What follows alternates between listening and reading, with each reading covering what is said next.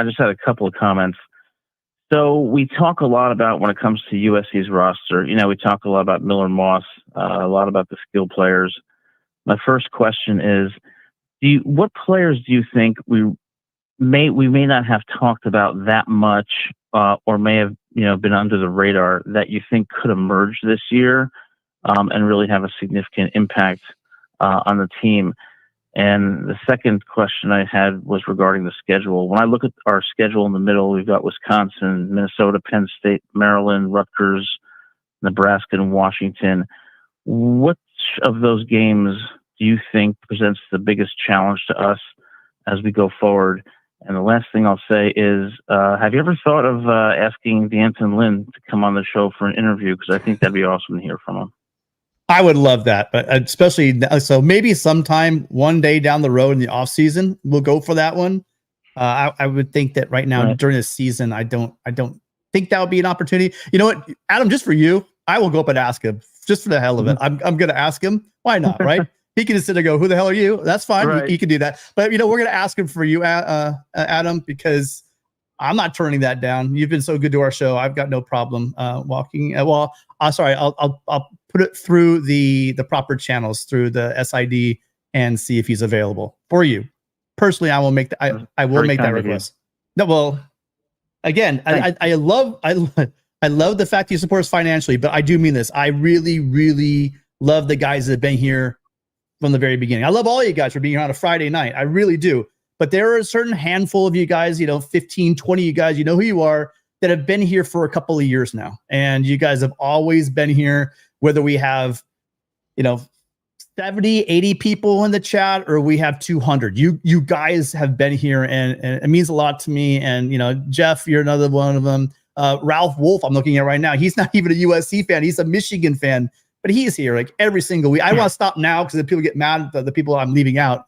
But you guys really are just a great bunch of Trojans and college football fans, because you're not all Trojans, and we appreciate you all being here.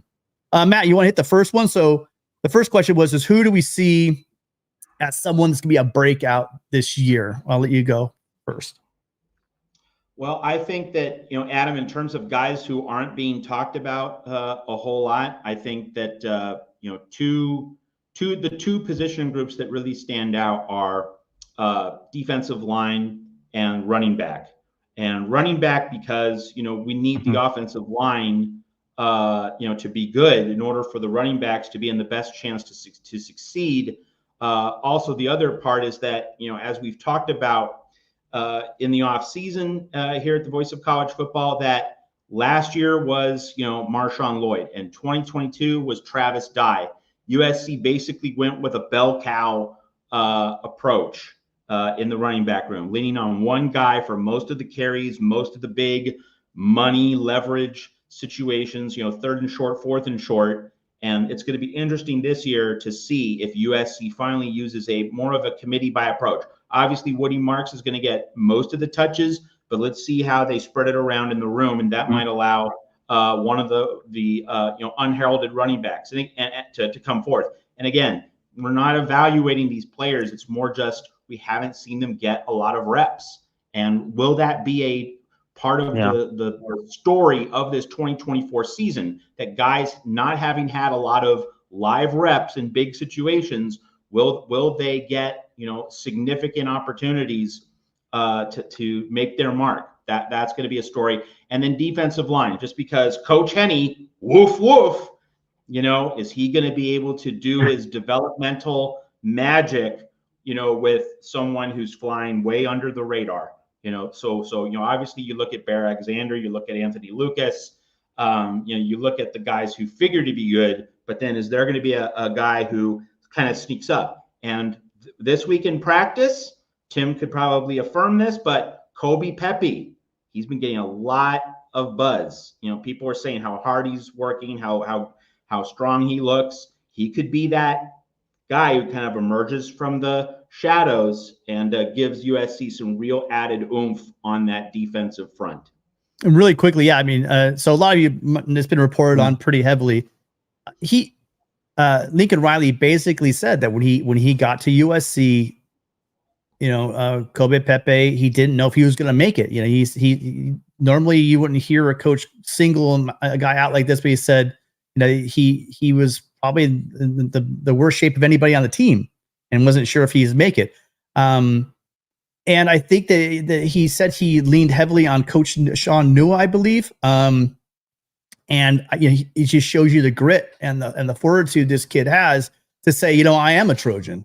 And again, it warms me up because he's also a Bosco Brave. And so, I remember watching him in Bosco, and he was quick, bit undersized, but now he's a big dude, and he's talking about he's going to plug the gaps. He's going to maybe even guard some double teams and push the line back. And so it would be a huge, great success story if that was the case. If it was, Solomon Tuipulotu is also, Solo is getting some, that would be out of nowhere, right? The poor both Pepe and Solo have been injured so much of their career. What a great story it'd be if one of those guys, just turns it on and is able to play, or they're that guy who just has a moment, that you could always take with you as a Trojan. There's been so many Trojans throughout the past. Even Corey Foreman had his UCLA moment.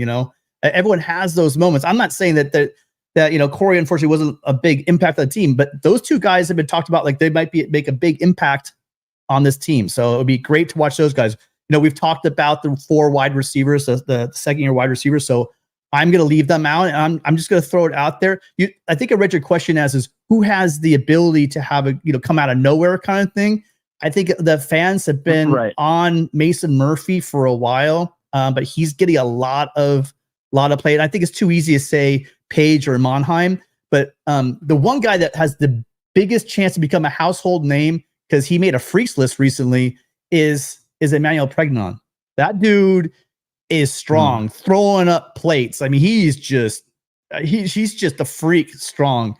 And I think he came in from Wyoming. He probably just didn't have that Benny Wiley factor that Rachel Suba feeding him all those protein shakes or whatever. And now he's ready to do some damage. So he might be that guy. It's so hard to say. And then Matt, you said, I've been high on Quentin Joyner for a while. I think Amari Peterson or Brian Jackson can pop too, but I just think someone with Quentin Joyner, I asked him, what kind of runner you are? Are you that guy? And he said, yeah, I'm that guy. Just, plants my foot in one cut and I go. And then that guy goes, he's got a lot of size and he's got a lot of speed. And I really think that he could impress people. I think Woody Marks would get a lot of play, but I don't know. I've been saying for 2 years, maybe it's because I've been saying for 2 years, or maybe it's because, hey, Tim, I'm never going to forgive you for being such a bootleg. But I think he has that ability this year to do something special. So I think everyone's looking at Woody Marks. Quentin Jordan might pop up and do some wonderful things.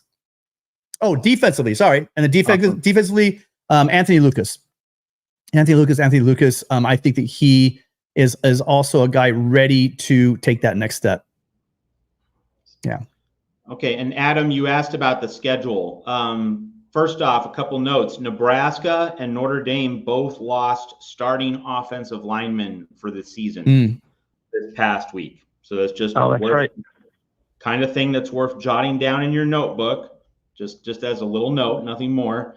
But ultimately, I'm on record as saying the LSU game is the most important game of the season, but I think the hinge point, let's say USC has one loss through its first 5 games. So let's say beat LSU, lose to Michigan, beat Wisconsin, beat Minnesota, that Penn State game. That is a hinge point game, because if you can get over that hump, then you have Maryland, Rutgers, Washington, Nebraska, UCLA, and you could be 10-1 going into the Notre Dame game, and you don't even have to beat Notre Dame to go 10-2, get to the playoffs. So, other than the LSU game, Penn State really is the big one. And Penn State has such a track record of elite defenses, and everyone here who watches the USC channel at the Voice of College Football knows I was a huge Tom Allen guy.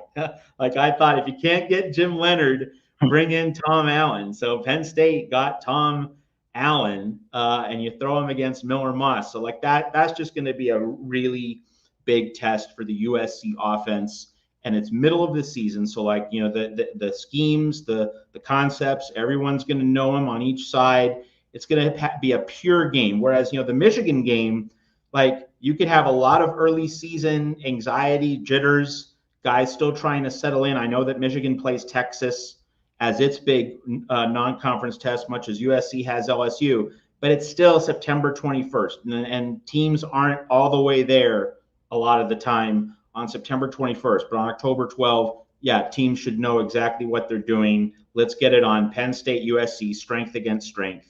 So like that's really the biggest non-LSU game. I know Michigan's a huge game, but it's more of like an event. But like in terms of a game, USC really needs to win in order to get where it needs to go. Penn State is the second biggest for me after LSU, and then let's hope that Notre Dame doesn't matter. I mean, in the sense that let's hope USC is 10-1 going into Notre Dame, and that USC, it's not USC has to win that game to make the playoff. That's what I'm trying to say.